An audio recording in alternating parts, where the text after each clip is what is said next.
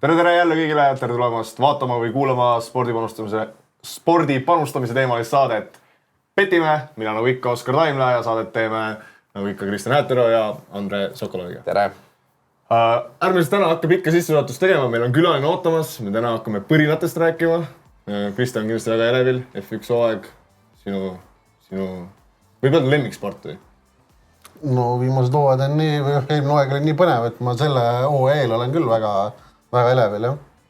Jah, kas kui see aasta käisime Las Vegasis siis kohapeal vaatamas, kas siis see hooaeg plaanid ka mõnda etappi vaatama, said nii hea kogemusi? Ääri-veeri olen mõelnud ikka.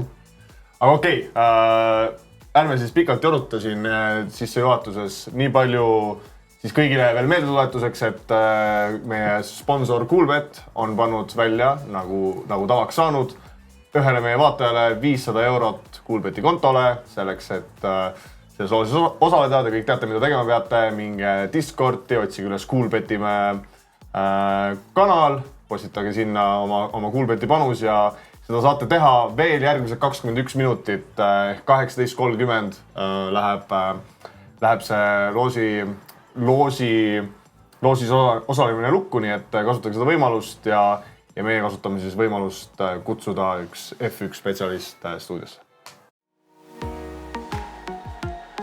Külaline. Tere tulemast saatesse Toomas Vabamäe, endine Vormel 1 kommentaator ja praegune Õhtulehe toimetaja. Tere! Võib-olla küsiks alguses kohe provokatiivse küsimuse, enne kui me hakkame siis konkreetselt selle aastasest Vormel 1 hooajast rääkima, et millal me eestlast F1-s näeme? Niisugustele küsimustele vastatakse ikka, et see on hea küsimus. Ja loomulikult me kõik tahaksime, et Paul Aron sealt varusõitja kohalt edasi liiguks. Ja ega see võimatu ei ole, aga ütleme nii, et selleks peab olema õigel ajal õiges kohas, aga keegi ei tea, millal on õige aeg ja kus on õige koht. Aga kui me mõtleme nüüd nagu meie vormelisõitjad, kes on üldse selle nagu lähedal olnud, Marko Asmer, Kevin Korjus, Jüri Vips ja nüüd Paul Aron, et kes neist sinu arust kõige lähemal on? Kui me võtame näiteks Jüri Vipsi, et võtame Liam Lawson, vabandust, jah. Praegu on F1 sõitja ja omal ajal ikkagi, kui nad koos noortest üles tulid, siis justkui Jüri Vips oli justkui nagu grammike temast nagu justkui ees selles Red Bulli süsteemis või päris nii võtta ei saa? Jah, võib öelda, et Jüri oli ees, aga ega me tegelikult ei tea ju, milline neil see seis seal sisemiselt oli, aga mulle tundub, et võib-olla kõige lähemal oli isegi Marko Asmer. Sest väidetavalt oli tal olemas põhimõtteliselt diil teiseks sõitjaks saada, aga paraku BMW astus lihtsalt sellest tsirkusest välja. Okei, aga võib-olla siis lootuses, et see kõik juhtuks, lihtsalt kui Paul Aronist rääkida, mis see stsenaarium peaks olema, mis peaks juhtuma täpsemalt, kui võtame nagu, ma ei tea, 3 aasta tsüklis, 2 aasta tsüklis? Isegi lühemas. Tegelikult on ju, ei ole mingisugune saladus, et Jack Doohanil on, põhimõtteliselt tal on antud mingisugune aeg väidetavalt 6 etappi, millega ta peab ennast tõestama. Kui sellega ei tõesta, võetakse Franco Colapinto, kes on praegu nendest 4 varusõitjast kõige kõrgema staatusega. Kui temal peaks midagi viltu minema, siis on Paul järgmine, aga see ei tähenda jällegi mitte midagi, sest siis võidakse kuskilt kõrvalt keegi võtta. Pealegi Alpinil on omal seal juniorid, on veel madalamates klassides. Gabriel Emini, kellega Paul on ka sõitnud vist juba kardist peale koos võidu. Ega see ei ole nii lihtne, kunagi seda valemit ei tea, mis see, nagu ma ütlesin, et õigel ajal õiges kohas, aga orienteeruda pole millegi järgi. Kui me tõenäosustesse selle paneksime, et mis sa selleks otsiks või tõenäosuseks paneks, et Paul Aron järgmise 3 aasta jooksul F1 roolis ühe etapi sõidab? Ma arvan, et see on siuke 15% äkki. See on siuke päris kõrge? Ma arvan, see on üldse reaalne, kui me räägime, et Colapinto on pingereas järgmine mees, kes ta tegi Williamsist kohati päriselt okeid sõita, ta tegi ka palju vigu. No aga ta jõudis sinna. Tal on ka suur rahaline toetus. No just. Et aga F2-s, kui ma vaatasin seda hooaega, mis nad Colapintoga tegid koos pool hooaega, eks ole, siis mulle jättis Aron natuke parema mulje, et Aron on ka noorem, kui ma ei eksi, et jah, Imolas oli Colapinto just see, kes talt võidu ära võttis viimasel ringil. see on tõsi, jah. Et ei, Colapinto on jah, selles mõttes, et aga noh, seal nagu see taseme vahest rääkides on see, see on väga nagu väiksed vahed, pluss siin mainiti Briatore kindlasti on suht lühikese sütenööriga, et kui seal Colapinto peaks seal samamoodi nagu Williamsis seal 2 korda seina panema, siis ma arvan, et no Colapintol on tal on tõenäoliselt mitu miljonit head põhjust, miks teda seal hoida edasi. Et jah, see nagu räägib Arani vastu, et ilmselgelt jah, see on alati olnud FS nii. Aga jällegi meenutame ma olen optimistlik, jah. Carlos Sainz sattus täiesti ootamatult eelmisel aastal pimesula operatsioonile, mille tõttu Oliver Beermann sai šansi Ferraris. Miks ei võiks sellist asja? Vabalt võiks selline asi tänavugi juhtuda. Ma arvan, see on reaalne, et ma nagu ise, kui ma julgeksin kellegile pakkuda, siis ma võiksin seda nii-öelda mingit 8 tootsi pakkuda küll. Aga kui veel lõpetada see teema eestlased ja F1, et kas meil on nagu nüüd järelkasvu ka peale tulemas või on mõni nagu noorem sõitja ka, kes hakkab pead tõstma või kedagi, keda Toomas sa oskaksid esile tuua, et kelle arengut võiks jälgida? Kardisõitjaid on täitsa korralik plejaad tegelikult praegu tõuseb, aga ma ei hakka mitte ühtegi nime spetsiaalselt praegu nimetama, sellepärast et nad on põhimõtteliselt nad on ikka veel liiga kaugel, nad on suhteliselt noored poisid kõik alles, nad ei ole isegi kardi tippklassidesse veel jõudnud. Et seal igasuguseid selliseid karisid on tee peal nii palju ees, et las nad olla, las arenevad, las tegelevad. Šansid on, mina ütleks, et praegu paistab nagu kardi osas küll paremad, kui vaata, et kunagi varem. Aga jällegi, et neid võimalusi viltu minna on nii palju. Okei, jääme siis lootma, et mingi hetk me seda imet näeme, aga lähme äkki siis ikkagi nüüd põhiteema juurde, ehk siis algab uus Vormel 1 hooaeg ja Toomas oma tänases Õhtulehe loos ka kirjutas, et sel hooajal favoriite pole. Et tõotab tulla üle mõistuste põnev, et võib-olla alustaks enne, kui Toomas küsime, Kristjan, kas sa mäletad, millal viimati just nimelt kihlveokontorite ootside järgi ka? Ja võib-olla äkki Martin paneb meil ette ja Kuulbetis siin ka võitja ootsid, on ju. Et millal viimati oli nagu selline seis, et nagu favoriidi oots on 2.75 ehk nagu üsna kõrge. Me räägime siin Lando Norris 2.75, Verstappen 4, Leclerc 5.5, Lewis Hamilton 7.5, Piastri 8, Russell 12. Et väga tihe. Ja ei, väga tihe, aga see on peale Verstappen esimest tiitlit, kus ta ülinapilt siis seal väga jaburas ja dramaatilises nagu viisil võitis tiitli, et peale seda oli ka nii-öelda oodati nagu tihedamat võitlust, et Red Bull seal lõpuks läks eest ära ja tegelikult oli üpris hea hooaeg tegelikult.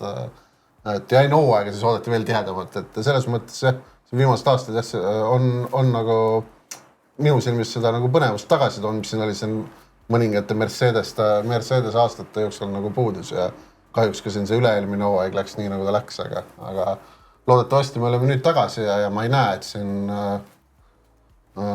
et sellist domineerimist tuleb nagu üle-eelmine aasta. Aga minu silmis on siiski üks selge favoriit. Toomas, sinu lugu algab siis lausega, et favoriite pole. Kihlveokontorid näevad, et see favoriit, kui peab olema keegi, on Lando Norris ja siiski mingisugune vahe ikkagi Verstappeniga seal nagu protsentuaalselt on. Kas sa oled nõus, et kui sa peaksid valima favoriidi, et siis see on Lando Norris? Jaa, muidugi. Ja see tabel näitab selgelt ka, et 6 sõitjat on ikkagi ülejäänutest selgelt eraldunud ja need on 4 tiimist ja kui me vaatame nendele esimesele 6 järgnevad, on ju ka tiimikaaslased. Liam Lawson on Verstappeni tiimikaaslane, Kimi Antonelli on George Russelli tiimikaaslane. 4 eliittiimi on ikkagi teistest peaaegu ees ja see, et Fernando Alonso on seal Antonellist järgmine, see, ma ei tea, las ta siis olla, eks ole, aga ju mingid, kellegi peab ju sinna panema, aga sealt edasi läheb küll niisugune suhteliselt selline kahuriga varblase pihta laskmine.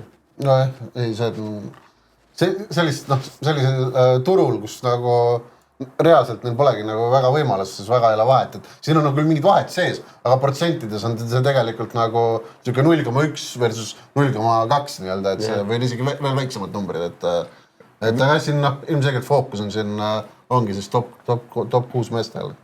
Ja kui sa vaatad nagu ootsi ka, et kes võidab kõige rohkem etappe, siis jällegi siin nagu see Lando Norrise favoriidi staatus on isegi nagu suurem, kui me räägime lihtsalt nagu tiitlivõidust, et Kristjan, miks see võiks, millest nagu selline erinevus tuleb või Toomas, kas te oskate öelda, et miks see nagu Norrisel see etapivõitude arv peaks olema nagu selgelt? No minu pakkumine oleks, et äkki ta võib-olla ei ole nii stabiilne kui teised nii-öelda suured favoriidid, et ta ei ole ennast tõestanud sellel, ta võib olla kõige kiirem mees, kõige paremas autos, et ta võidab palju etappe, aga tal võib juhtuda ka, eeldades, et tal võib-olla juhtub nagu rohkem selliseid eksimusi, ta ei ole nii stabiilne nagu, et punkti teenida. Põhimõtteliselt ma olen nõus, et Verstappen on nüüd ju 4-kordne maailmameister, Red Bull on 3 aastat järjest võitnud tiimide tiitli, Red Bullil lisaks on ju veel ka varasemad Vetteli ajajärk, kui nad ka võitsid, et nad oskavad võita, nad teavad, kuidas tuleb võita. McLarenis on väga nähe inimesi, kes vormel 1 kunagi midagi võitnud. No eelmine aasta nad muidugi konstruktorid. Eelmine aasta puterdasid ära, kui me hakkame mõtlema, eks ole, tiimitaktikaga puterdati, boksides puterdati, Norris tegi, kus see oli, Kataris tegi, sai karistuse, täiesti mõttetu, täiesti totaka algajaliku karistuse. Selliseid asju ei tohi teha, aga nad peavad selle, eelmisel aastal nad tegid selle kõik läbi ja kui nad on head õppijad, oleks võinud õppida muidugi teiste vigade pealt. Nüüd anti veel üks võimalus, õppige oma vigade pealt. Praegu auto on parim, et jah, see ilmselt see kaalutlus on, et Norrisel võib vigu rohkem tulla, aga ma vaatan sealt kvalifikatsiooni panuseid, siis see koefitsient, mina ütleks, et mina oleks küll seal põhimõtteliselt Norrise ja Verstappen, ja seal on Leclerc on isegi pandud Verstappenist ettepoole, sellega olen ka kindlasti nõus, aga ma pigem vaata, et oleksin pannud Norris ja Leclerc'i peagi ühele pulgale, sest hooajalised testid näitasid, et pikkadel otsedel on McLaren väga hea, aga kui tal on mingi nõrk koht, siis see on just kvalifikatsioon. Ühe ringi kiirus, aga see on jälle testide pealt, kuidas see on niisugune nagu kremloloogia. Seda on muidugi raske hinnata ka, aga Leclerc on ka tuntud muidugi, kui nii-öelda ta võib neid kvalifikatsioone ära tuua ja Verstappen muidugi samamoodi. Just, ja Bahreinis on tingimused hoopis teised kui Austraalias. Austraalias lubatakse laupäevaks, kvalifikatsioonipäevaks üle 30 kraadi sooja, pühapäeval on jällegi vihma veel takka tipuks, nii et mine tea, mis tuleb. Vaatajale põnev. Vaatajale raudselt põnev. Jah, et laias laastus sa oled nagu sellega nõus, et McLarenil on see nii-öelda favoriidikoorem, aga ilmselgelt ei ole siin üllatus, kui võidab Verstappen või Ferrari. Ei. Aga mis sa arvad Mercedesest, et kuidas nendel mis see hooajalne testimine Mercedesega, et ütlevad, eelmine aasta nad küll võitsid mõned etapid, nad sattusid olema väga head, aga hooaja nagu läbivalt, tegelikult nad olid ikkagi sellest kolmikust nagu maas. Ja nad olid maas, aga ma arvan, et nad on natukene seda järele võtnud, sest tehnilised tingimused kehtivad nüüd põhimõtteliselt samad tingimused kehtivad 4. aastat järjest ja paratamatu niisugusel puhul alati need vahed vähenevad. Ja kõik saavad kõikide pealt kõik maha joonistada ja vahed vähenevad, autod muutuvad sarnaseks ja see Mercedesele kindlasti on see aidanud ja mitte ainult neid, kõiki tegelikult on aidanud, kes ei olnud esimesed ja näeme, et Red Bull jälle on kaotanud, kuna nende nipid on kõik üle võetud. Aga see, et Russell on nüüd seal lausa 6, ma ei tea, Ferrari ja Mercedese puhul üldse on segased lood, et näiteks Leclerc on pandud Hamiltonist ettepoole, Võib-olla sa võtadki selle head-to-head'id ka. Võib-olla vaata, see on üks asi, mida ma tahtsin ka küsida, et Leclerc on Hamiltoni vastu päris selge favorit, nagu üks ühel, et kes teenib rohkem punkte. Et kus ma nüüd sinna leian? Siin võib-olla ma eeldaks, et kuna siin ajalooliselt pigem on olnud, et kui on autot vahetatud, isegi kui on nii-öelda hea sõita, siis on nii-öelda see kohanemisperiood on alati olnud reaalsus, et sellepärast ma eeldan ka, et siin Leclerc, kes on ikkagi mitmeid aastaid juba olnud siis. Või Toomas, mis sa arvad nagu sellisel mehel nagu Lewis Hamilton, kes on nagu niivõrd kogenud, et kui nagu suur faktor see tema peaks olema see nii-öelda autoga kohane? Kindlasti on faktor, et ta on ju nüüd Mercedeses olnud kui kaua, 2008 vist või 7? Ei, enne oli McLaren 2013, eks ole. 12 aastat sõitis Mercedesega ja nüüd on täiesti teistsuguses tiimis. Lisaks see, et Leclerc on seal tiimis olnud ju, põhimõtteliselt on seal üles kasvanud, et tema on nendele nagu oma inimene ikkagi, Hamilton olgu küll on tohutu autoriteet ja väga hea sõitja ja kõik ja puha, aga tema on ikkagi kuidagi sisse astunud ja Hamilton on hakanud viimastel hooaegadel kaotama ka kvalifikatsiooni kiirust, mulle tundub. See on palju. Ma just tahtsin küsida, et ta eelmine aasta sai Russellilt päris korraliku paki nii-öelda kvalifikatsioonis, aga samas ta sõidukiirus oli aga seda on väga paljudega juhtunud. Niki Lauda tuvastas seda, kui ta Alain Prostiga sattus ühte tiimi, et ma ei saa talle kvalifikatsiooni kiirus vastu. Läks mõned aastad mööda, Prost vaatas, Senna on kvalifikatsioonis kiirem, vaja sõidus rohkem pinguda. See on, mina ütleks, et on täiesti normaalne areng, niimoodi peabki. Aga kui vahed on nii väikesed, siis see võib olla nagu päris suur faktor, et noh, mõtleme küll, et siin DRS ja saad mööda, aga see eelmine aasta ikkagi lõpuks päris raske on seal autode taga püsida ja nii-öelda saada sinna õigesse DRS-i kaugusesse, et see stardikoht minu jaoks oli eelmine aasta mõnedel etappidel nagu üllatavalt oluline, et isegi seal nagu pikkade sirgete peal ei suudetud seda möödasõita teha, et ma ise arvan, et need otsid on nagu päris õigustatud, et ja mis me Hamiltoni puhul veel oleme näinud siin nendel viimastel Mercedes aastatel, et kui ei lähe mõnda aega päris asjad nii, nagu ta tahab, siis ta muutub kuidagi tujutuks. Ja on näha, et see mõjutab tema üldist vormi ka. Ja no lõppeks ta ei ole ju enam noor. Tema karjääri lõpp on palju lähemal praegu, kui on karjääri algus. 2007 oli tal esimene hooaeg, eks ole. Nüüd läheb siis juba 19. hooaeg. Ta on eakas mees juba, jah. Ja paratamatult mingisugune muidugi kogemusi tuleb kogu aeg juurde ja mõnda aega nagu Alonso pealtki näeme, eks ole, et sa saad kogemuste pealt, saad küll vastu, aga kuskilt ikkagi paratamatult hakkab midagi järele andma ka. Aga palju siin? Oscarile meeldib öelda ikka, et nagu, et F huvides ja niimoodi, et kui Hamilton suudaks see aasta näiteks maailmameistriks tulla või olla seal tiitli konkurentsis, siis oleks üleüldisele nii-öelda F1 no kui Hamilton selline nagu nii-öelda all time või kõigi aegade staar tuleb just Ferrari'ga maailmameistriks näiteks. Ma arvan, et see on nagu nii-öelda... See on rohkem muinasjutt või... See ei ole ju tegelikult, see ju vaatajate numbrites ju tegelikult kajastub. See kindlasti kajastub ja noh, kui me mõtleme sellele, eks ole, et kõik, kes on läbi kukkunud, Vettel ei suutnud seda, ei suutnud Alonso seda. Ja ma korra segan vahele ja see on ju... Sa võid kinnitada, et see on ju sõitjate seas ka nagu ikkagi päris asi, et nad tahavad Ferrari'ga tulla maailmameistriks. Absoluutselt. Et nad võivad igasugust juttu ajada, et on küll vanduda truudust A-le või B-le või C-le, aga kui ikkagi Ferrari kutsub, siis unustatakse kõik need vanded ära ja pannakse padinal minema. See punane autovärv ikkagi, see on midagi teistsugust. Kristelile see jutt muidugi ei meeldi. Aga muidugi me vaatame üks asja külg on veel, et Eestis need tõsisemad vormelifännid, kes loevad ka välismaiseid allikaid, siis praktiliselt kõik loevad inglise keeles. Ja inglisekeelne meedia on Hamiltoni poole kallutatud, nii nagu meil lääneranniku männid tugeva tormi ajal on kaldus. Et see haip on muidugi tohutu, aga eks muukeelses meedias see nii kõvasti ei ole, nii et ärme natukene üle tähtsusta ka seda. Kristjan, see on õige? Ei, ma ootan põnevusega, ma ise nagu kardan, et kahjuks tal nagu ei lähe hästi, et see on, kui ma mõtlen, et Leclerc läks seal Vetteli vastu, siis ta ikka ütleme nii, et tõmbas Vetteli nii-öelda F1 karjäärile veits nagu kriipsu peale, et ma ise kardan, et see võib minna samamoodi, et Leclerc nagu võib domineerida Hamiltoni. Ega me ei tea, no Hamilton on ise ainukene, kes teab, mis vormis ta tegelikult. See on väidetavalt testidel vist ülihästi ei liikunud Ferrari'ga. Aga see on muidugi täiesti alguses. See on muidugi Janek kommentaariumis ütles, Janek võib kirjutada ja parandada mind, kui ma eksisin, valesti aru sain, aga et see Ferrari auto nagu nii palju muutunud ka nagu siin 2 hooaja vahel, et see võiks justkui nagu... No nad on kõik muutunud, aga see testide põhjal, aegade, eriti nende ühe riigi aegade põhjal, nende põhjal ei saa absoluutselt mitte midagi otsustada. No ei kindlasti.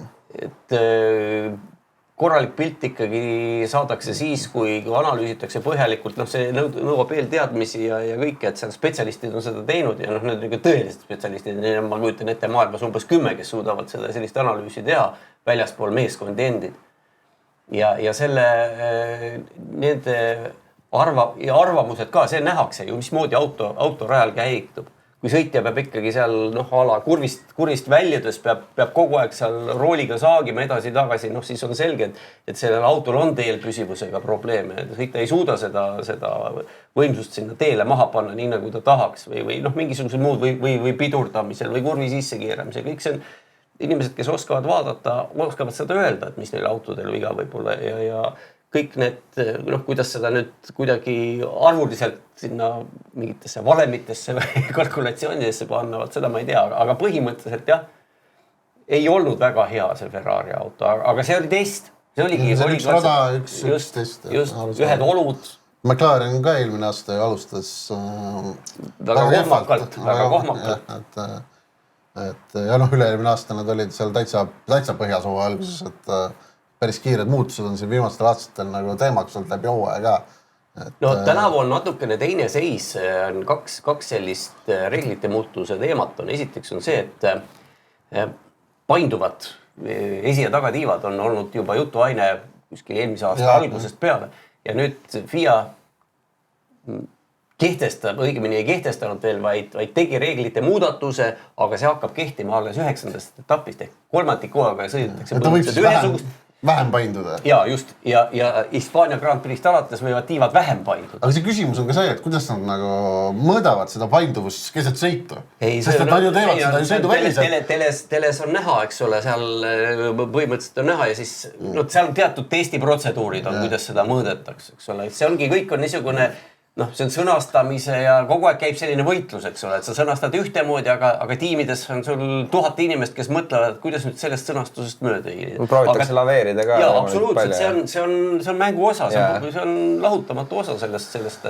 Ja teine, mis veel oluline asi on see, et tulevast aastast ju hakkavad kehtima täiesti teistsugused eelkõige mootorireeglid ja sellest tulenevalt sisuliselt kogu auto tehakse ümber. Ja paratamatu on see, et tiimid mingil hetkel lõpetavad oma tänavuse aasta autokallal sellised jooksvad arendustööd ära ja keskenduvad täielikult tuleva aasta autoga peale. Ma arvan, et Sauber ei hakkagi tänavu näiteks midagi. Eks nad proovivad natukene midagi, aga sealt ei ole niikuinii midagi tulemas. Aga see ajalooliselt, nagu kui me mõtleme sellele, et kes võiks nagu sellistes tingimustes, kus nagu keset hooaega need reeglimuudatused on, et kes võiks nagu sellistes tingimustes kõige paremini nagu hakkama saada, kas on nagu millegi põhjal seda nagu prognoosida või see on pigem nagu täiesti selline... No on ju 2009. aastast on ju näide, kus Red Bull poole hooaja pealt, toona olid need topeltdiffuusorid teema, poole hooaja pealt, kui Red Bull sai ka enda autole selle, siis ega palju ei jäänud puudu, et oleks Brownilt ja Jenson Buttonilt need tiitlid ära võetud, et nemad siis reageerisid, aga nüüd Adrian Newit enam Red Bullis ei ole ja seda on raske öelda, niimoodi ma ei julge öelda. Ja seoses reeglite muudatustega, mul on endal üks panus ka, et ma panustasin, et Alpine lõpetab Aston Martinist eespool, et olid siin mõnda aega tagasi, oli veel Aston Martin favoriit Alpine'i vastu, et ma ise nagu enda peas nagu mõtlesin, et Aston Martin on ka üks tiim, kes keskendub ilmselt järgmisel hooajale, et kui sa mainisid, siis Adrian Newey ilmselt üks legendaarsemaid insenere seal läks Aston Martinisse suure raha eest, üüratu raha eest, et tema siis nii-öelda hakkab valmistama ette seda uut autot. Et nemad panevad palju ressursse sinna. Et samal ajal kui Alpine on siin avalikult välja öelnud, nemad tahavad 5. tõusta, eks ole, pluss eelmise hooaja lõpp oli neil tegelikult, auto oli võib-olla isegi juba suts parem kui Aston Martinil. Kindlasti oli ja pigem see talvise test nagu toetas ka seda, et Alpine on nagu oma asjad korda saanud, mis neil eelmise hooaja alguses nagu lakkas. Et kas see nagu panus, kas arvad, et Alpine lõpetab Aston Martinist eespool? Ma olen täiesti kindel, et lõpetab. Ma isegi vaatan, et see vahe on naeruväärselt väike, seal 1,72. See on 55% praegu. Jah, mina ikka, ma ei julge küll mingid numbreid öelda, aga mul oli vähimatki kahtust, et Alpine Aston Martinist eespool lõpetab. Okei, no see oli siuke minu jaoks ka nagu päris üllatav oli, kui ma nägin, et Alpine oli vist 1,95 too hetk, et jah, et okei, kui me räägime veel nendest nii-öelda madalama otstaid tiimidest, et Alpine me mainisime, et on hea, aga mis sa arvad, kuidas Carlos Sainz ja Williams, No Alpine ja Williams on tänavu 2 tiimi, kes moodustavad keskpike. Sa arvad, et kindlalt Williams, et Haasid keegi teine? Saame näha, sest Haas testidel käitub kummaliselt või neil on välja kujunenud praktika, et nad hooajaeelsetel testidel nad neid kiireid ringiaegu taga ei aja, sõidavad täis paakidega pikki otsi, et autot optimeerida just võidusõitudeks. Ja seetõttu nende tegelikest võimetest on raske pilti saada, aga eelmiste aastate põhjal saab teha seal mingisuguseid järeldusi ja mingisuguseid lähendusi ja mingisuguseid eeldusi. Ma arvan, et Haas ikkagi ei küüni sinna, et pigem on see, et Haas kempleb seal Racing Bullside ja Sauberist peaks ta ikkagi selgelt kiirem olema. Ja Okei, üks Carlos Sainz ja Albon ka, et see suhe, et siin Sainzi peetakse selgeks favoriideks Alboni vastu, et ta on ka seal kuskil 75-80%, et päris nagu siuke selge favoriit, et kas sa arvad, et see Carlos Sainz nagu tõstab selle Williamsi nagu kõrgemale ka, kas on võimalik, et hooaja lõpus näiteks Williams võitleb poodiumi eest või see on nagu ebarealistlik? Ei pruugi olla ebarealistlik, aga seal peab jällegi vaatama seda, et ega Williams ei ole väga rikas meeskond ja nad peavad ju ka mõtlema tuleva aasta peale. Ja selge on see, et need tiimid, kes võitlevad tiitli peale, need 4 esimest et nad panustavad rohkem selles sooja, sellepärast on raske neil kinni püüda. Nii et selles mõttes Williams võib, eks nad püüavad kindlasti, aga ma mõtlen, et kas Sainz nagu puhtalt enda oskuse pealt annab Williamsile näiteks mingi 0,3 sekundit per ring Albonist, on ta nii palju üle? Ma ei usu, sest ega me ei ole ju näinud Albonit hea autoga sõitmas. Jah, see on Red Bull. Aga see on Red Bull, me teame kõik, et see on Verstappeni auto, mitte Alboni ega Gasly ega isegi Perezi auto mitte, nii et seal on, et Lawsonil selles mõttes on, tema on niisugune, ühest küljest muidugi tipptiimis teine number, aga Verstappen on ju põhimõtteliselt kõik oma tiimikaaslased põrmu trampinud.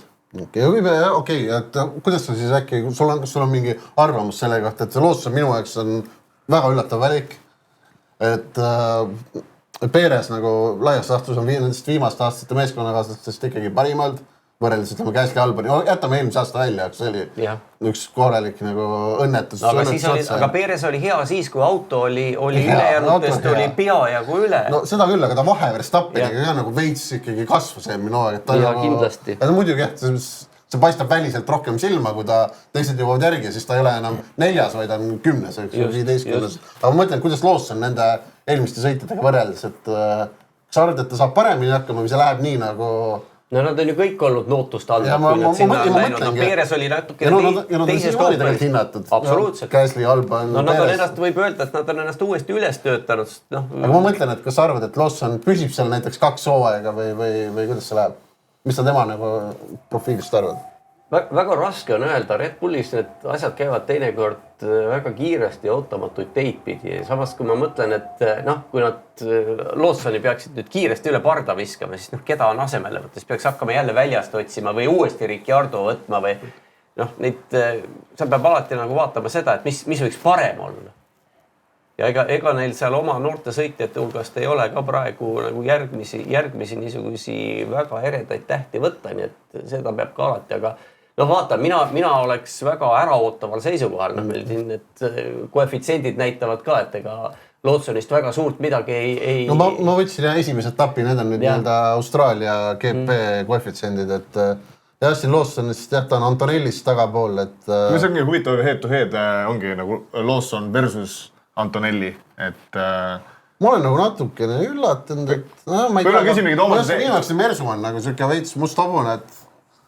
See ütleb mulle selgelt, see tabel ütleb mulle selge, et... Antonelli on kerge favoriit Lawsoni vastu. Ja, et Lawsonit ikkagi väga kõrgelt seal ei hinnata.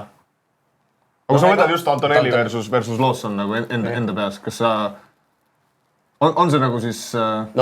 Tahad sa seda kellegi eelis anda või pigem? Ma ütleks niimoodi, et Antonelli see, mida ta madalamates sarjades on näidanud, jätame nüüd selle eelmise aasta vormel 2 kõrvale, kuigi seal olid ka tal need tipud olid ikka väga kõrged ja seal ta näitas ikka väga kõrged klassi. Aga madalamaid sarju ega keegi väga ei ole ju näinud, mida ta seal teinud on. Euroopa regionaalvormel seda keegi ei vaata, kuigi tegelikult saaks vaadata. YouTube'is on need ülekanded kõik tasuta, palun väga vaadake.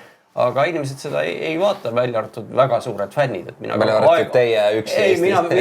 Neid on ikka teisi ka, ega mina ka kõike ei jõua vaadata. Et mulle huvisid on rohkem ja vaadata on väga palju, et ööpäevas peaks 48 tundi olema nädala vaadata. Et selle põhjal sa ütled, et Kimi näiteks võiks olla ka tulevane maailmameister. Ja kindlasti. Ja ma üldse, see sai sinna Õhtulehe eelvaatesse kirja ka, et ma üldse ei imestaks, kui ta mingite segaste asjaolude puhul ka näiteks tänavu etappi võidab. Et kui me mõtleme, kuidas Verstappen esimese etappi võitis 2016 Hispaanias, kui sõitsid Rosberg ja Hamilton omavahel kokku ja siis Red Bullil oli kaksik-juhtimine ja siis nad mängisid erinevate boksi taktikatega. Verstappen, kui ma õigesti mäletan, panid ühe peatusega ja Ricciardo 2 ja selgus keegi, muidugi sõidu algus keegi ei teadnud, lõpuks selgus, et näed, ühe peatuse taktika oli parem kui 2 peatuse taktika. et sellised asjad ei ole välistatud, noh kuidas tuli Pierre Gasly etapi võitjaks või Esteban Ocon etapi võitjaks. No peab juhtuma asju ikkagi. Absoluutselt ja seda enam kui tänavu on niisugune jõudude vahekord on, ütleme see vahed on väga väikesed, et favoriite ei ole. Tont teab, kes võib seal, kui rudulipp langeb, noh, ega ei ole ka Alpini ja Williamsi võidud isegi niimoodi välistatud, kui mingitel segatel tuleb turvaauto õigel ajal välja ja palun väga. No küsimus. No ei midagi, ma ütlesin, et me rääkisime siin ennem, et McLaren on nagu see favoriit. Ja siis räägitaksegi nagu Norrisest, aga kuhu nagu selles valemis nagu Piastri nagu läheb, et siin eile või üleeile tuli uudis, et Piastri tegi uue lepingu ja McLaren on väga avalikult kogu aeg öelnud, et nemad nii-öelda lasevad sõitjatel sõita, kuni neil nii-öelda on mingi enam teoreetiline võimalus meistriks tulla, et laias laastus Piastri on ikkagi, noh, ta ei ole seal selline number 2, nagu oli Bottas või Maxi meeskonnakaaslased, et tal on nii-öelda, nii palju kui me teame, on antud täiesti võrdsed võimalused Landoga. Kas sa arvad, et on võimeline seda ära kasutama? Kuidas nagu Ootside järgi on Lando nagu selge favoriit, mina nõustun nendega, minu arust Lando on hetkel selgelt parem sõita kui Piastri.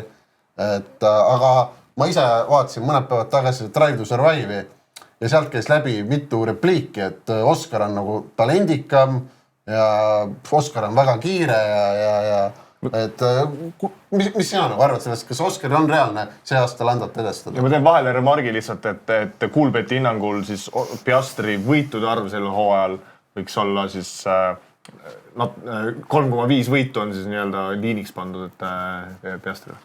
No 24 etapist ega see võimatu ei ole. Jällegi, et igasuguseid imelikke asju võib juhtuda, et erinevused, kui siin nüüd ütleme, kui see Verstappeni tiimikaaslastega või ka Bottasega võrrelda, siis suur erinevus on selles, et Norrisel ei ole ju midagi ette näidata. Tiitleid ei ole tal ette näidata. Ta on küll mõned etapid võitnud, noh, Piastri on ka mõned etapid võitnud ja Norris on vanem, no mis siis, noh.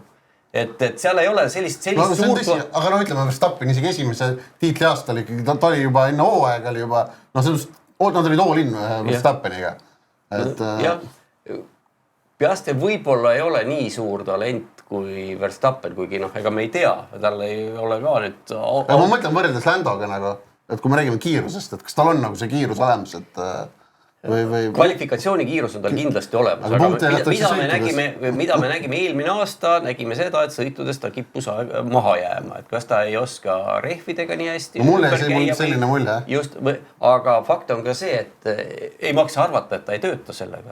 Sellisel tasemel, ta on piisavalt noor selleks, et kõiki asju veel juurde õppida. Ma ise ka mõtlesin, et on nagu selline nagu mingi aluskiirus on nagu olemas kvalifikatsioonis. Et tal on nagu sõidus jähtal kuidagi... Isegi tal see esimene stint oli tihti päris hea, aga ta nagu sõidu teises pooles alati Lando pani nagu juurde ja tema ei jälle hea võrdlus, kui Lewis Hamilton võeti küll Nico Rosbergi kõrvale, et Rosberg oli seal enne. Aga kes oskas arvata, et Rosberg on see mees, kes Hamiltonile vahetusvõitluses ära teeb? Väga vähesed. Sama asi, Piastri versus Norris. Ei ole võimatu. Raske, aga ei ole võimatu. Mul endal oli üks panus ka veel, oli Epic Bet pakkus, et mitu erinevat võitjat on ja oli 6,5. Et ma võtsin seal vähem kui 6,5, aga see oli nagu nii-öelda kõrgema koefitsient, see oli 2,4 siis tol hetkel, et selles mõttes, et noh. No tundub suhteliselt mõistlik, sest kui me vaatasime neid üksikuid tiitlivõitja alustamise koefitsiente, siis seal 6 sõitjat teistest olid selgelt eraldunud ja ma arvan, et nad kõik võidavad vähemalt ühe etapi. Ja mõni võib, nagu ma ütlesin, et igasugustel veidratel asjaoludel keegi võib veel kuskil koperdada. Ja minu jaoks see pole muidugi nii kindel näiteks, et Russell võidab etapi, et kui eelmine aasta küll oli siin nad olid seal Spaas, eks ole, olid ilmselt parimad, isegi seal Briti vihmas suutsid nagu üle mängida, aga ma ise arvan, et McLaren on see aasta nagu eraldub rohkem kui seal eelmise aasta nii-öelda keskel, et nad korjavad nii palju rohkem võite ära, et see jätab vähem võimalusi teistele, aga ilmselgelt lahti. Mulle isiklikult meeldib see endiselt see 2,2, et sisuliselt see eeldab jah seda, et top 4-st või nii-öelda top 4 autodest siis 7 meest võidaks. Janek, üks vaataja panustas, et Liam Lawson ei võida ka umbes 1,95-ga.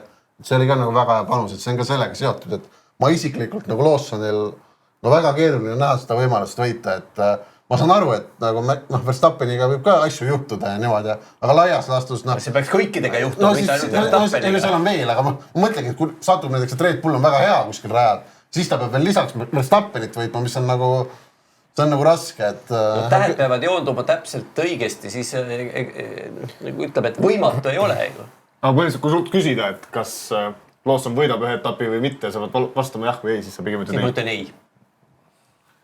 Ja see muidugi, isegi ma eeldan, et Kristjan, see on 7,5, Andresogi see ootus ei ole võib-olla nii seksikas, 1,4, aga et 8 võistlejad, kes võista on suht raske kokku. See on see sama, et mulle ei meeldi terveks aastaks, see on 1,4-ga nagu raha kinni panna, et ootad seal oma seda nii-öelda payouti, et aga pigem okei, sest ma tõesti, nagu me mainisime, et see mid-table tiimidel, et neil on võib-olla suurem fookus ka järgmisel aastal, et raske näha, et keegi sealt nagu eelmine aasta Alpine oli muidugi Brasiilias väga lähedal, et selliseid asju võib ette tulla, kui tuleb vihma, et rääkides vihmast on ka Austraalia etapil oodata vihma, eks ole, pühapäevaks. Sa tead ilmselt täpsemini, et oskad sa öelda, et tuleb vihm? Austraalia ilmaennustus on suhteliselt nõrk, pean ausalt tunnistama. Ilmaennustus. Ei no mul tegelikult on sellega seoses ka panus, et seal alla 17,5 lõpetaja, et 3 katkestajat, siis vähemalt oli 2,77 X3000, et see mulle meeldis selle vihmaga, et ilmselgelt see ei ole kindel, aga isegi kui vihma ei tule, siis ma mõtlen, et äkki esimesel etapil võib juhtuda nagu rohkem asju kui keskmisel etapil. Eelmine aasta oli väga puhas. Ma ei tea, sa ilmselt jälgi selliseid asju nii palju, aga eelmine aasta oli väga palju lõpetajaid. Oli etappe, kus oli 20 lõpetajat, 19 lõpetajat, aga nüüd on see aasta 5-6 ruukit, eks ole, kuidas seda Tuhanit loeda, eks ole. No mitte ainult Tuhan, tegelikult kui me mõtleme, on 6 sõitjat, keda võib niimoodi osasid patuga pooleks lugeda debütantideks. No selgelt on Antonelli, Portoletto ja Hadjar on puhtad debütandid. Nemad ei ole ühtegi vormel 1 starti ei teinud. Tuhanil on 1 start kirjas. Ta võiks, selle järgi võib teda ka veel lugeda debütandiks, sest tema saaks osaleda. Kui praegu toimuks noorte sõitjate test, siis tema saaks seal osaleda, sest selle kriteeriumil, et ei tohi üle 2 Grand Prix stardi olla. Piermanil on juba 3 Grand Prix starti. Ja Lawsonil on üleüldse 11, aga Lawsoniga on ka see asi, et tal on need ju 2 hooaja peale laiali jaotunud ja ta ei ole kordagi hooaja avaetapil olnud. Ja ta ei ole selles tiimis olnud, nii et teatud mööndustega võib ikkagi öelda, et on 6 debütanti. Ma selle vihmaga tahtsin korraks, Kristjan meil ühes saates siin rääkinud sellest, et tema teooria on selline, et kui vihma tuleb, et siis Briti sõitjad on alati alahinnatud, et sellepärast, et nemad on noorest peale vihmase ilmaga kartidega sõitnud, et kas sellisel mõttekäigul on alust ka sinu arust? No, aastal 1994 sõideti Euroopa Grand Prix Doningtonis, see on Inglismaal.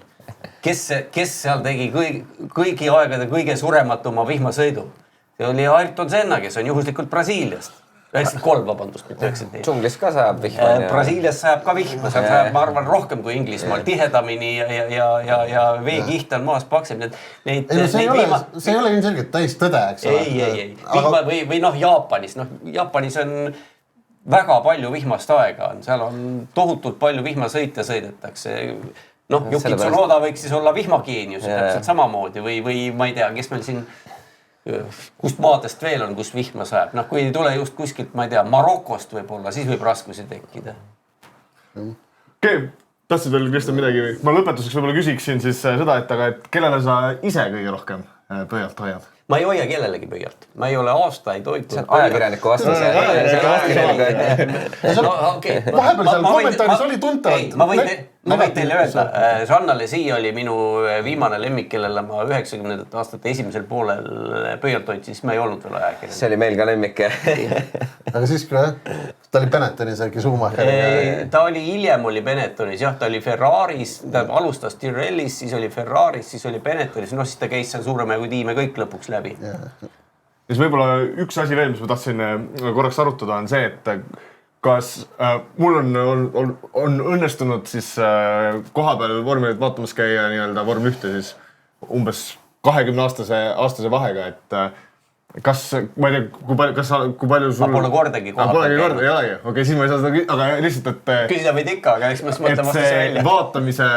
Vaatamise nii-öelda kogemus, et kui palju see nagu, kas sa oled kuskilt on sellest kirjutatud või räägitud, see kogemus on nagu muutunud sellega, et ma mäletan seda, et lapsepõlves see mälestus, see räige mootorimüra või siuke nagu väga siuke vibreeriv heli, millega nagu sul tõesti sa tundsid üle keha seda. Ja nüüd, kui me käisime Las Vegas seda vaatamas, sa tundsid, kuidas selle 20 aastaga see nagu vormelite nagu heli tugevus on lihtsalt nagu märgatavalt langenud. Turbokompressor mõtab mootoril alati tohutult seda heli tugevust maha ja mootorid praegu on kõik turboga, aga jah, muidugi ta on muutunud, aga seda tasub jah, igal juhul, kellel on võimalus, minge raja äärde ja kuulake ja haistke. Tundke seda lõhna, mis need autod seal ajavad. Ja lõhna oli rohkem kui eile. Jaa, just, need on asjad, mida televiisorist iialgi isegi ei tea, et nad lõhnavad. Et heli sa ikkagi mingisugusel kujul ta tuleb kohale, aga kas või kõige vägevama surroundiga või paned niimoodi, et aknaklaasid klirised, sa ei saa seda õiget heli kätte. Muidugi jah, vanad mingi 12-silindrilise Ferrari hääl või see on, ma olen Helsingis kunagi DTM-i etapp oli ja seal tehti selle 12-silindrilise Ferrari Formel 1-ga tehti demosõitu majade vahel. Kuidas see kajas seal, seda ei ole võimalik kirjeldada. See on, rajal on üks asi, eks ole, rajad on ikkagi suhteliselt lagedad, aga kuidas see seal Helsingi kesklinnas mingite 7-8 korrusest majade vahel kajas, see oli täiesti pöörane. Nii et kellel võimalus, soovitame kindlasti minna. Suur! Jah, ei, ma tahtsin just öelda, vist on see Ungari etapp peaks olema kõige mugavam. Ungari ongi, jah, on... Ja see on ka taskukohasem vist. Just, kõige lähemalt on geograafiliselt meile kõige lähemal, nii et seal kunagi on ka Rootsis sõidetud Grand Prix, aga meie olime siis raudseesriide taga, nii et sellest meil suurt tolku ei olnud. Suur tänu sulle saatesse tulemast. Aitäh. Martin aitab sul mikrofoni maha ja meie siis saame minna edasi praktilise panustamise. Praktiline panustamine. No nii, Kristjan, oled valmis? Kas praktilistest panused lähevad ka kohe F suunas või vaatame seda asja? No ikka, esimene etapp, come on, Oskar. Peab olema.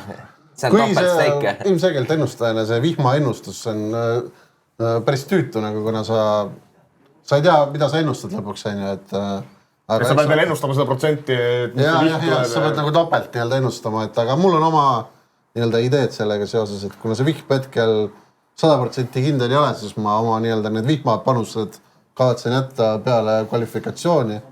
Et esiteks seal kvalifikatsiooni põhjal puukid kindlasti teevad mingit väga suuri korrektuure otses, kuna see loo esimene etapp, sa arvad, et selline jõudude vahekord ongi, aga tegelikult kui nagu Toomas mainis, et laupäev on seal 30 kraadi päikse käest sooja ja järgmine päev on seal märgrada, siis on see nagu täiesti kardinaalselt erinev ja tegelikult keegi ei tea niikuinii race pace'i, eks ole, versus qual pace, pluss siis veel vihm versus kuiv, et see on nagu täiesti nagu, suht loterii, et kes seal kiire on, et siis ma kindlasti seal underdogi lähen jahtima, kui see laupäeva õhtul veel see vihmaennustus nagu paika peab.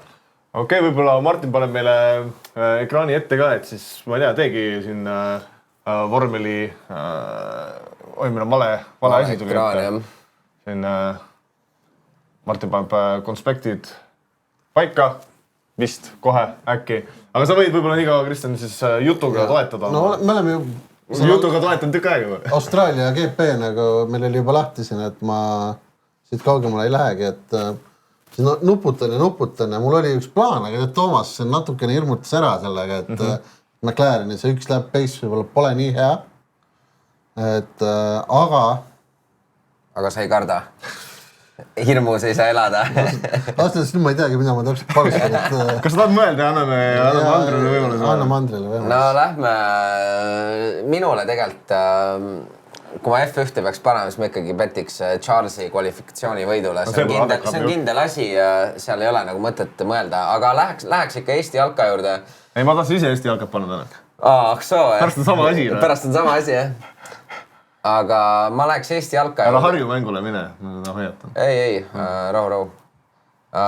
Siin mulle meeldib kaks panust põhimõtteliselt, mis siin meeldib on, et ma arvan, et Flora Moneyline 1x2 ja ma paneks selle kombosse Kure võiduga, et ma arvan, need on nagu kergelt, mul ei ole nagu mingit liiga head asja see nädal, mis mulle hullult meeldiks, ma arvan, et see nädal need Kihliva kontorite hinnad on suht okeid, kes siin early price Narvat sai siin 5.8 või 5.2, et see ma arvan, et oleks ka päris hea olnud, aga ma paneks jah, see Flora, ma arvan, et see võiks olla kuskil 1.3 ja see Kure oli Eesti bookides ka sinna 1.8, 1.9 kanti, aga nüüd, kui Pinnakle tuli täna hindadega välja, siis kohe kõik paaniliselt kukkusid reageerima.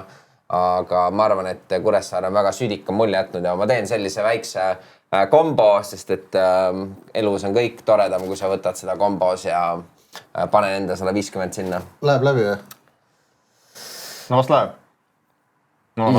Kombona ikka, kombona ikkagi, see on kindel asi. Ei no... Maks, safe. Minul on ka Kuressaare ja Laagri mängust, et... Sa paned vastu? No mõtlen, ma pole nii ammu jalkat pannud, et mul siin inimestega suhtlesin ja mulle öeldi, et see on nagu väga huvitav mäng, et Harju JK Laagris on ju kõik on amatöörid. See mäng toimub kell 12 Kuressaares, mis tähendab seda, et Harju amatöörid peavad koolis olema samal ajal. Harju amatöörid peavad hakkama kell 6:30 hommikul ärkama ja võib-olla eelmine päev on ikkagi laupäev, et võib-olla nagu väiksed õlled ka sõpradega. Muidugi see võib päris vaevaline. Counter-argument, et ka Kuressaare mehed peavad seal hommikul liikuma hakkama. Nii, täpselt nii ongi. Sa pole jõudnud või palju? Sa ei ole jõudnud sinna ja siis ongi esimene mõte kohe, et Kuressaare vette nagu sina tegid. Siis ma hakkasin mõtlema, et ka Kuressaare mehed peavad hakkama Tallinnas kell 6 hommikul minema sinna poole. Ja veel on... Eks siis mehed on kaitses hajameeles, te lasevad palju äravõid sisse? Ei, mehed on väga väsinud, pluss aitab kaasa see, et Kuressaare kunstmuru väljak on nagu ta on, aitab sellega, et meil lumi tuli uuesti maha, ilmselt saab oodata sealt korralikku koledat jalgpalli ja minu ennustus on see, et selles mängus lüüakse vähem kui 2,5 väravat, aga veel rohkem on minu ennustus see, et Laagri ei löö üldse väravat, sellepärast, et Kuressaare on kaitses väga hästi mänginud ja selle oots on ka päris hea. Oi, mulle meeldib see. Ma leian selles, et... Kui sa vaid kõik marketid, siis et Harju lööb alla 0,5 värava. Et kõik, need natuke naljafaktorid, aga vähem naljafaktor on see, et Kuressaare on ju kaitses nagu 3,3 mängib ikka. 3,3, et pane sinna splitime äkki ära, pane 75 ja Anderile ka 75. Mulle täitsa meeldib jah, et siin kommenteeriti ka, et Harju tundub soliidne, et või vabandust, see Laagri, et ma ei tea küll, mille pealt, et see Kalevi mäng tegelikult ikkagi Kalev... Ma olen siin Raul eelmises saates, Raul Ojasaar, Sokkereti peanäidjad eelmises saates rääkis ka, et tema näeb üldse Tallinna Kalev kui kõige nõrgemat võistkond. No ja Kalev minu arust ikkagi nagu initsiatiivi väga kergelt omas seal mängus, aga lihtsalt nad täiesti mingi kaitses jooksid kokku seal paar korda ja Laagri muidugi väga hästi lahendas, aga ma arvan, et Kuressaares, kes on ikkagi kaitsemõistes selgelt asjalikum meeskond, seal see nagu nii lihtne ei ole ja ma oleksin küll üllatunud, kui siin Harju nagu mängib mingi tulemuse välja, et ma ise arvaks, et jah, see Kuressaare ei ole jah, nagu sa mainisid ka, et see ei ole lihtne koht, kuhu mängima minna, et see hommikune buss ja praam seal, et võib-olla see praami purks ka, et seal ei ole nagu liiga lihtne pärast täiskõuga mängida. Okei, no jalka asjad tehtud, Kristjan jõudsid järeldusele, mis siis tänase pika F1 arutelu tulem on, et mis su panus on? Mina lähen McLareni peale kvalifikatsioonis ja ütlen, et nad Piastri või Lando Norris võidab selle, et ma ei taha Piastrit alahinnata, et see Norrise 2.85 ei ole piisav vahe mu jaoks selle kahest. Aga soots 3 on siis? Ei nagu jah, tegelikult siin nagu ka Toomas mainis, et Piastril see ühe ringi kiirus on päris südikas ikkagi ja täitsa okei. Ja ma arvan jah, et kollis võivad olla päris nagu teadad, aga ma ise arvan jah, et see McLaren võib-olla seal Bahreinis oma nii-öelda seda üks-läb pace'i ei avanud ka, et seal tegelikult Piastri oleks teinud seal kogu testi kiirema ringi 2 esimese sektori peal, aga ta siis eksis seal viimases kurvis ja mõni inimene arvab, et ta eksis seal nii-öelda meelega. Sandbagis veits. Et mitte nagu nii-öelda avalikkusele näidata seda, aga mina ise küll seda otseselt ei usu, aga fakt on see, et ta oli väga kiire 80% rajast, et ja pluss siis McLareni nagu see long run pace oli ka väga hea, aga ma pühapäevaks hetkel ei taha panustada, et ma ise muidugi siin saan endale patsutada selja peale, et võtsin Lando 4-ga Austraalia võidu, mis oli enne teste, et see on ka nüüd siin vihmaga kahtluse alla seatud. Aga võib-olla siin paneme selle kombo ka ära, et samal ajal, kui sa paned siis selle F1-ga seotud, ma saan aru, et Kristjan, sa oled ikkagi Red Bulli toetad see aasta nagu tavaliselt. Ma ei toeta otseselt Red Bulli. No Max Verstappeni suurim fänn. Ma olen pigem nagu neutraalne nagu tavaliselt. Ja Janek Tallinnast on... Ma selles mõttes, ma ei taha, et Ferrari võidaks. Ma olen rohkem ma olen nagu heiter. Ja Janek Tallinnast on siis suur McLareni fänn. Isegi NBA-st ei ole kunagi kellegi poolt, alati kellegi vastu. Ja mina olen siis ikkagi Charlesi suur fänn, et toetan Ferrarit, kuigi mulle Hamilton ei meeldi, aga mulle meeldib Charles ja siis Oscar toetab, siis ma saan aru Haasi. Formelis Oscar toetab Haasi. Okei, aga me peame siin kombos tegelikult mõtlema, et mis me selleks kolmandaks asjaks paneme, sest me ei saa ju... Aga võtame lihtsalt Flora, siin see kohv muidugi ma tahan. Flora, Ander ja kõik. Me saaks teha Petbuilderi muidugi Harju ja Kure mängus. No. Aga ma arvan, et see juba siin läheb, et me suudame sellise asjaga hakkama saada, siin läheb eetriga ka pikale. Jah, Kristjan on juba F-beti ka nagu kaotas ära. Ei no, ma kiirelt võib-olla võin pilgu visata, et kas meil siin äkki on mõni... Ma panin kogemata vist beti valesse kohta. Aha. Ei, minu arust sa panid õigesti kvalifikatsioonile. No kombosse läheb vähemalt. No kombosse läheb õige asi vähemalt. No siis on asjad jaotatud. Sa võid igaks juhuks kiirelt üle kontrollida, kas panus läks. Aga selle on enam midagi teha. See ootus on muidugi... Kas me oleme nii väikest toots üldse siin? Aga tead, kui pihta ei saa, siis vahepeal peab ka ühe sammu tagasi tegema, et 2 sammu pärast edasi läheb. Seda kombo hitti ei ole küll tükk aega... Ei tead, siin meil varastati ühe korra ära, kui me siin tuletame seda meelde. Kristjan, oli õige panus? Oli täitsa õige, jah. Okei, aga no meil panused tehtud. Ma tean, et Paavo on ka mingid panused ära teinud. Lähme vaatame, mis panused Paavo teinud. Jah. Panustaja Paavo. No nii. Paavol... No vaatame võib-olla kõigepealt tulemused. Enne kui me hakkame siin klaarima.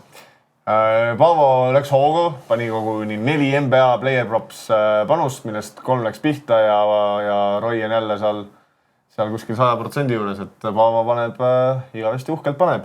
Aga rahvas ei ole rahul. Rahvale ei sobi, kuidas Paavo opereerib, sellepärast, et nüüd lähme vaatame lahtisi panuseid. Paavo tuli välja siis oma panusega, et Denver Nuggets, tiitlivõit, oots 16. Ei meeldi üldse. Ja rahvas süüdistas Paavot haltuuras. Et oli ikkagi tehtud viimasel hetkel ja selgitust oli vähe ja eks me siis rääkisime ka Paavoga ja Oskar nüüd teab täpselt öelda, mis see Paavo siis õigustus oli nüüd panusele. No Paavo õigustus oli see, et tahtsid Kristjan midagi lisada? Paavo õigustus selle panuse niimoodi ära, nagu argumendid isegi olid olemas täiesti, nagu Michael Scofield ja Boston nõvad, et kui sul on maailma parim mängija ja sa tootsi 16, siis miks mitte? Muidugi seal toodi, et see oli niisugune võib-olla huvitavam teema meest rääkida, et see ka see MVP reisis ja võib-olla on see põnevam Shea versus Jokic on ju see MVP reis, millest me rääkisime. Et nüüd, kui seal siis nii-öelda OKC võitis selle mängu, on ju, siis kohe need ootsid nii-öelda rahva arvamus on sellest mõjutatud sellest ühest mängust, on ju, ja Jokici oots tõusis, Shea oots nagu langes, on ju. Selle ajal, meie saate vahepeal on jõudnud vahepeal Denver uuesti juba ise OKC-d võita, on ju, aga me räägin nüüd sellest ühest mängust, kus OKC võidab Denverit. Et kas sa, Kristjan, ei arva, et see nagu ülereageerimine sellele ühele mängule, mis see Paavo ärka ülesse. Ma isegi ei tea, kas selle argument... Esiteks, Denveril on olnud vigastused, kui neil on mehed terved, see on neil täiesti okei pink, neil on ka Watson, Brown, Najee. Ma ei näe mingit probleemi, sul pole play-offis rohkem 8 meest. Niikuinii mängitakse play-offis ju 8 mehega. Pigem on Denveri muud probleemid, ma arvan, nad on kaitses natukene liiga halvad, aga sul ei ole nii selgelt favoriite hetkel NBA-s, et ma arvan, et nad suudavad nagu kõikidega mängida, et see Minnesota tundub küll nagu raske match-up neil, aga jah, ei, ma olen panusega pigem rahul, et isegi plaanin teilida, kui ma ükskord meelde tuleb, kui ma online olen. Aga kas MVP ka, et ma praegu just vaatasin, oli 5. koefitsient. See MVP reis on üldse, aastatega mul see MVP reis. No see on nagu teised faktorid ka. Mul on süda paha nagu kõik need argumendid, mis siin aastate jooksul on nagu... Kui me võtame kõik välise eemale, me vaatame lihtsalt nagu mänge ja numbreid, siis nagu see protsent, et Jokic peaks olema MVP on mingi 95%, siin ei ole midagi rääkida. See pole mingi küsimust, see on ilmselge ja noh, okei, see haidest on niikuinii alati subjektiivne, aga nagu noh, see ainukene argument on see, et nüüd on Shea kord. See on klassik NBA-na, see nii on see kind of alati toiminud. Eelmine aasta muidugi Jokic sai üle Luka, et ma arvan, et näiteks eelmine aasta oli nagu see reis kindlasti minu arust palju tihedam nagu Luka, Shea, Jokic. Et Jokic see hooaeg on olnud ikkagi täiesti nagu teiselt planeedilt. See on historikal ikkagi mingil määral. Ja ei kindlalt, no see on nagu, ta on täiesti nagu absurd tase nagu korvpallis, et Shea nagu ei ole tegelikult ühtegi muud argumenti peale selle, et Jokic on juba võitnud, mis noh. Aga mis siin ma tuletan lihtsalt meelde, et kahjuks need hääletajad on sellised inimesed. See meie Kindrid Perkins on ja no... Me ei panusta, nagu me MVP turgu panustame, siis me peame seda no ei, muidugi, ma ei räägi sellest midagi, minul seda MVP panust ei ole, mul on peale seda, kui anti MVP Embiidile, ma ei usu enam sellesse auhinda, et aga see teematõstatus, mis mina ütlesin, et regular season... Eelmine aasta, kusjuures ma arvan, et Jokic saigi ta sympathy vote, kuna ta üle-eelmine aasta, ta lasti üle Embiidiga ja siis järgmine aasta Embiid oli nii kohutav ja Jokic oli nii hea ja siis oli kurat, me ei saa talle teist aastat. Sellest ma olen palju rääkinud, et NBA auhindu tihti antakse niisuguse nihkega ka. No see ongi, et see on, ma ei tea, minu arust on see kole, minu arust see nagu, kogu see protsess on nii muutunud, kõik nagu lobivad, mingid treenerid, mängid, kõik kaitsevad üksteist ja nagu mingi asi nii nagu Bundar ja fännid on mingi, lõikevad mingid klippe kokku, kuidas Jokic on lastud endale mingi lay-upi visata või kuidas Shea, ma ei tea, kalastas mingid vabaviskid välja ja mingi täielikult, see sotsiaalmeedias on nagu, nii kui ma võtan selle mingi MVP arutelu ja siis mul tuleb oksa ja kurku. Aga see teema püstitus, mis ma tõstatasin, me jõudnud. Millest sa rääksid? Et see, mis meil Discordis ka aruteluks läks, on ju, et oi, et mis panused just OKC võitis ja Shea võitis, on ju, et see ülereageerimine ühele regular seasoni mängu. No ma ei tea, kas see on ülereageerimine, seda on raske hinnata, kuna see meedia mõju on. Peale seda mängu, kui OKC võitis, sul ei olnudki muud ja sul järgmine hommik on USA-s, ongi sul... Eriti, kui sa tead... Steven A. Smith karjub, MVP race is over, it's over. No ja nii ongi. Ja see on... Shea ütleb selle, Shea the goat, don't hate greatness. Täpselt samamoodi ju, kui Jokic... Kes see vend on? Eelmine aasta, kas nad olid number 1 seed ja kuidas nad läbiselt sisse said? Mingi 4-1? Ei no tegelikult samamoodi liikus ka, kui Jokic pani selle 30-20-20 nagu statline'i, siis troppis kõvasti ja nüüd Denver jälle võitis neid ja siis jälle nii-öelda Jokic joods langes, et see nagu käib nii üles. Aga need on sellised kriitilised asjad ka muidugi, selles mõttes Jokic'i mängi iga päev Thunderiga, Jokic'i iga päev 30-20-20, et need on ka väga ekstreemsed case'id. Pluss on hooaja lõpp, kus on nagu... Võimeldaks üle seda. No nüüd muidugi OKC võitis Bostonit. See hind ei ole tugev. Et OKC võitis nüüd Bostonit ka, nii-öelda 2 first seedi, Cleveland on vist... Aga ma ei tea, minu arust võiks selle süsteemi ära lõpetada, lihtsalt anda ühele mängijale sellest, kes teenib regular, siis on võita kõige rohkem. Ja see on lihtne, siis ei ole mingit solvumist ja mingit kuradi negatiivset. Paigas ja subjektiivsust on vähemaks võetud. Ma ei heidi seda nagu mõtlema. Donovan Mitchell on MVP, eelmine aasta oli Tate või MVP, lihtne. Ma ei heidi seda. Aga okei, siin läksime väga kirlikuks oma NBA asjadega. Enne kui me nüüd loosi juurde lähme, võib-olla kiirelt vaatame üle ka, et siin ikkagi tahan kõigile teavitada, et meediaandmetel on tegemist spordipanustamise eksperdiga siin. Eesti Ekspress niimoodi tsiteeris, aga ei tegelikult Siin ajakirjanik, kes siin just käis, ei olnud sellega nõus. Võib-olla Martin paneb uuesti korra meile ekraanile, et siis saame näidata, et näitad nüüd ainult seda ühte kohta, kus tituleeritud. Ekspress... Ma ei leia seda, kas ma olen mingi vales ka. Pane Control F, Oskar Tailne ka head. Nii, spordipanustamise ekspert. Aga ühesõnaga ei, tegelikult siis artikkel laias laastus sellest Posido... Janek oma mütsiga. Ühesõnaga artikkel sellest, kuidas meil siin lagunevad asjad. Kuidas Posido hämaratest tegutsemist üldiselt nagu, kui suur see probleem nagu on ja siin on nagu meil Discordis ka nagu mainitud, et nagu kihlveokontorid on läinud nagu järjest nagu nahaalsemaks. et kui suur probleem see on, et meil nagu turul, laias ka lugu räägib, et turul tegutsevad sellised nii-öelda kihlveokontorid, kes ei allu nagu regulatsioonidele, et põhimõtteliselt Andre. Et nagu laias laastus see ongi nii, et nad siis nagu saavad tegutseda nagu nii-öelda teistes kohtades ka, aga siis seal ongi näiteks selle ühe näitel, kuidas seal Saksamaal siis keegi nii-öelda mängis suured rahad maha, aga tegelikult ongi, ta ei tohiks justkui Saksamaal mängida ja kohus mõistis seda õigeks. Ja see inimene justkui peaks need rahad tagasi saama, mida ta muidugi. No selles mõttes... Või see lõpuks läheb nii keeruliseks seda kõike halata? Nii-öelda selle kontori poole pealt, et nüüd ükskõik, kas nagu see panustamine või kasiino, et sa mingil määral see on nii-öelda teadlik, et sa ikkagi opereerid nagu alas, kus sinuga võib selline asi juhtuda, aga ilmselgelt sa nii-öelda kordades ja kordades teenid selle pealt ikkagi selle raha nagu tagasi, et see üks case, kus nüüd keegi kaotas ja sa võib-olla kuskil kohtus nagu kaotad, sellele nii-öelda counteriks on su see, et sul on võib-olla mingisugune mitukümne tuhandene customer base, kes sulle stabiilselt lihtsalt nagu prindib raha põhimõtteliselt.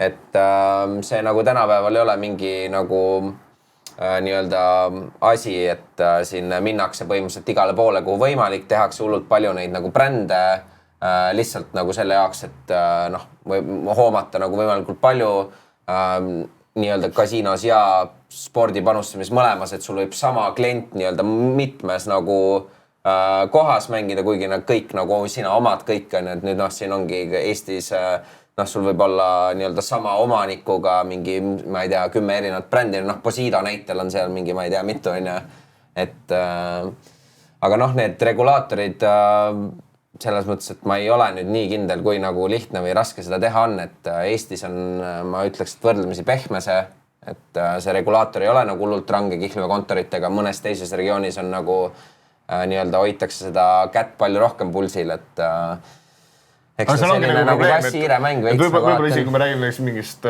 teistpidi, et oletame, et keegi eestlane või Kristjanil on ka lugu rääkida sellest või nagu üldiselt nagu hoiatame inimesi, et nagu on nagu nahaalsemaks mindud, et kui keegi näiteks eestlasena läheb siis mingisse kihlveokontorisse, kes siis sarnaselt Posidole on kuskil mujal nii-öelda mingi muu litsensiga, aga sina eestlasena saad sinna ligi, on ju. Siis nüüd tundubki, et nagu seal ongi neil, ja me oleme seda ise ka näinud, et siis kui sa oled nii-öelda unwanted action või nii-öelda tahad oma deposiiti teha ja kasumit välja kanda, siis nad saavad lihtsalt väga lihtsalt sulle öelda, et me ei tee seda, öelda bullshit põhjuseid ja sul ei ole ka nagu sisuliselt mitte kuhugi pöörduda, sest sa ise läksid ka nagu panustama mitte reguleeritud. Jah, kindlasti jah. Kristjan, kirjutad alla? Kirjutan alla. Okei. Ma arvan, et rahvas tahab veel niisugust poliitilist asja, mis me ikka jätame loosi ära, et räägime... Räägime jah kõikidest maailma. Aga siin vahepeal peab ka mainima, et kes siis ei teadnud, Olipet sai 8 miljonit trahvi. Oli. Väga nii-öelda konkurendina väga meeldiv on ja. Sul on midagi eriti nagu. Mul muidugi tekkis nagu küsimus, et mis see summa oli, mis see inimene nagu maha mängis? No ei, põhimõtteliselt on niimoodi, et ta kaotas... Me räägi kogu see lugu võib-olla ära. Laias laastus Leedu trust fund manager või mingi fund manager on ja põhimõtteliselt mängis siis klientide rahadega, kaotas circa 40 miljonit, 5 nendest Leedus ja umbes 30 Eestis on ja ma ei tea, kus veel on ja Leedus siis tehti esimene ametlik see, et esiteks see trahv tehti siis 8 miljonit on ja et trahvi tehti nagu rohkem kui raha oli, et Eestis nii-öelda see lõviosa rahast tegelikult ära kaotati, et ma ei ole kindel, aga ma ise arvaks, et võib-olla tuleb Eestis ka veel nagu mingi trahv juurde sellele lisaks, et siin kuskil olen ka kuulnud, et umbes et hullult hea, et 40 saime, et ja umbes 8 pidid ainult, aga tegelikult see nii-öelda raha niikuinii arreteeriti nagu juba ära, et siin nagu seda ei ole umbes, et see on mingi pluss CV nagu, et siin ikkagi haamer lööb nagu alla ja... Aga kui ma ei eksi, siis minu arust see fond oli investeerinud ka firmadesse, mis on Eesti turul, ehk siis seal võis olla ka mõni Eesti investor, kelle raha kadus ära ja kelle üle Andre praegu naerab. Ja seal, miks nad siis trahvi said, oli see, et tegelikult nii suurte rahasummadega nagu mängimiseks peab sul olema see nii-öelda know your customer ja kus ta selle raha ja kas ta... See on eluliselt usutav, et nad nagu... No mulle tundub ka nagu absurd, et kuidas sa nagu kaotad, nagu lased inimesel kaotada mingi miljoneid ikkagi enne, kui sa nagu ei tea, kus see nagu raha tuleb. Et ilmselgelt see nagu, minu jaoks see veits on, et pigistatakse silma kinni. Mingi, ma ei tea, 16 VIP managerit on mehel, kes tal seal kõike nagu teevad ette taha ära ja umbes hurraa, et tule mängi meiega. et mingitel firmadel on see range, mingitel on nagu mitte nii range, aga noh, laias laastus see ma arvan, see nii-öelda responsible gaming on nagu veits selline üle puhutud, nagu ma arvan, et tegelikult kõik ikkagi õhtu lõpuks tahavad, et need suured nagu vaalad mängiksid nendega. Minu jaoks ka nagu selle asja kokkuvõte nagu minu jaoks on nagu see, et väga paljude jaoks, kõigi jaoks kindlasti mitte ja ma arvan, et siin on erandeid, aga et see responsible gaming ongi nagu, see on lihtsalt nii-öelda ilus sõnakõlk siin. Nojah, see on veits siuke mingi kuidas sa ütled, nagu mingi ameti, nagu see mingi ametkonnale tehtud nende jaoks, või no välisele vaatajale seedivamaks nii-öelda umbes, et nad saavad põhjendada nii-öelda enda eksisteerimist sellega nagu kaitsta nii-öelda enda seda valdkonda, mis on gambling. Aga okei. Ma lihtsalt jään mõtlema, kuidas siukest summat üldse saab nagu maha mängida, et see ikka peab vaskama. Skoofid on valmis, teeme loosi ära. See on üldse raske, selleks tuleb ainult teilida, mul laskes, kui sa... Aga okei. Esimene samm miljonite maha mängimiseks saab keegi täna 500 euro näole. Ühesõnaga, palju meil, Martin, unikaalseid nimesi täna? 57 nime lähevad siis võistlustulle ja tuleb välja, et veespordiga Jüri Jaansonid on meil siin. Ja 20 on sprindisõit, 20 sekundit ainult, et see sprindi juba läks käima. Ja siin on väga-väga tasavägine algus, keegi ei ole veel päkist eraldanud ennast. Ansipit ei ole midagi näha. Aga nüüd hakkab juba... Kui Ansip peaks võitma, siis muidugi Integrity kogu selle üritusel. Siis oleks juba... Ja nüüd tuleb siin paadist. Nii, ja kas tõesti Pervaturianne, siin on ikkagi Win TV true vaataja, et kas mees on kohale igas shows ja ka meie shows siin. Nii, kas Pervaturianne on kohal, nii et palju õnne. Ja on kohal jah, et...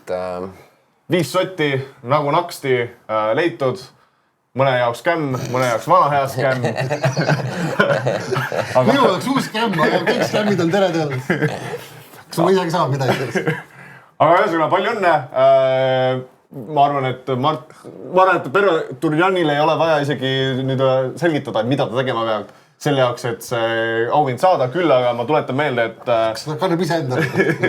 Küll aga ma tuletan meelde, et see info on ka Coolbetime chatis olemas ja võib-olla Martin paneb siia chati ka, ma ei ole kindel.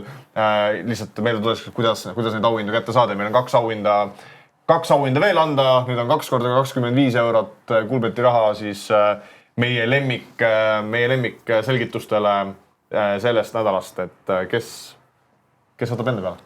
No meil on siin kõikidel on vist nagu üks nimi, et ma ei tea, keegi peab nagu ilma jääma. Mul oli küll üks nimi, mida ma ei ole öelnudki teile, nii et sa ei tea, mis nimi see ongi, jah? Ei, ma saan aru, aga ma mõtlen, et meil on 3, nagu meil on igal ühel üks nimi. Kui te ennast tugevalt tunnete, siis ma siis jälle jätan enda... Ma võin andma, et... Ei, no sa oled nüüd 2 episoodi vist pole andnud, et ole aus ja anna nüüd kellele. Ma natukene tunnen ennast võib-olla halvasti. Meil on vist siiamaani ühelegi inimesele andnud, kes on jalgpalli panustanud. Aga no ma olen andnud. No Mr. Ahti. Mr. Ahti. Ühesõnaga igal juhul kasutaja nimega Robin, kui ma ei eksi, panustas MMA-d ja et mul endal ei ole ka see nädalavahetus väga palju panusid, aga täpselt see sama panus mul ka oli. Et see oli Cachoeira versus Nunes, et ja see analüüs oli ka nagu suht spot on, et see Cachoeira on küll saanud siin päris kaotuseid, aga need on kõik tulnud nagu kräplimise vastu ja aga Nunes pole nagu põhimõtteliselt ühtegi takedowni teinud, et see peaks tulema nagu stand-up ja seal nagu need koefitsiendid peaks olema kindlasti... Jah, 2.55 oli see Cachoeira hind, kui ma ei eksi, et jah, zombie girl, nagu teda kutsutakse, võib seal oma zombi stand-upiga, ma arvan, liiga teha küll. Et mulle see analüüs ja panus meeldisid, et ma annan 25 eurot Robinile. Palju õnne, Robin. Nii, Andre, kumb meist siis? No kuidas sul on, kui enesekindel sa oled? No mul on veits selline huumori nagu võtmes, nagu, et kui sul on mingi päris asi, siis... No päris asi, mul on... keegi panustas nagu meelelahutusasja, ka pika selgitusega. No sulle need romaanid meeldivad ikkagi, jah? Romaanid meeldivad. Meelelahutus ka meeldib. Ja ei no, seal oli seal oli statistika tehtud ja kohe, et Mr. Limpa, kes meil siin chatis ka, et tema tegi suure statistika, et ikkagi mees, palju suurem tõenäosus on, et mees mees võidab maskisaatuse võistluse, et statistika päkkis. Ma muidugi tegin research'i, ma nagu niisama siin, ikkagi teen eeltööd. Et näiteks Inglismaal on 5 saatest 4 võitnud naisterahvas. Et nagu väike konflikt. Aga kas sa ei peaks siis kõiki riiki juba vaatama, miks just Inglismaa? Kuidagi tundus, et siuke sama vihmane ja... Seda tundub, jah. Ei tea. Aga samas nagu Eesti ikkagi, see on nagu, ikkagi statistika nagu... Aga anname siis Limpale ära 25 ja ma võib-olla siin lohutusauhinnana annan mitte midagi, aga mulle meeldis väga see analüüs. Risto 234 panustas, et Iisrael on viimase 10 kodumänguga teinud vaid 2-0 mängu, samas kui Eesti on võõrsil eelmises 10 matšis skoorinud 4. Samuti pole Eesti veel Iisraeli suutnud väravat lüüa, kui kõik senised 3 omavahelist mõõduvõhti kaotati. Aga siiski arvestasid siin hiljuti naised suutsid värava lüüa, siis see nüüd, et naised lõid, mulle kohe ajas muigama see analüüs, et need naised löövad ja need mehed peavad ka, et ma oleksin andnud Ristole, aga kui teeme siis nii, et kui Risto järgmine nädal ikkagi tuleb... Kui on midagi samaväärset... Siis kohe kindlalt pane... Tal on nagu väike eelis. Tal on väike eelis. Meeskonnad ei viska korve, aga ma betin overile, et... Ühesõnaga, siis seekord Mr. Limpa ja Robin, palju õnne teile ja Pervaturu Jannile, palju õnne 500 eurose võidu puhul. Aitäh, et vaatasite ja kohtume ka nädala pärast. Nägemist. Aitäh.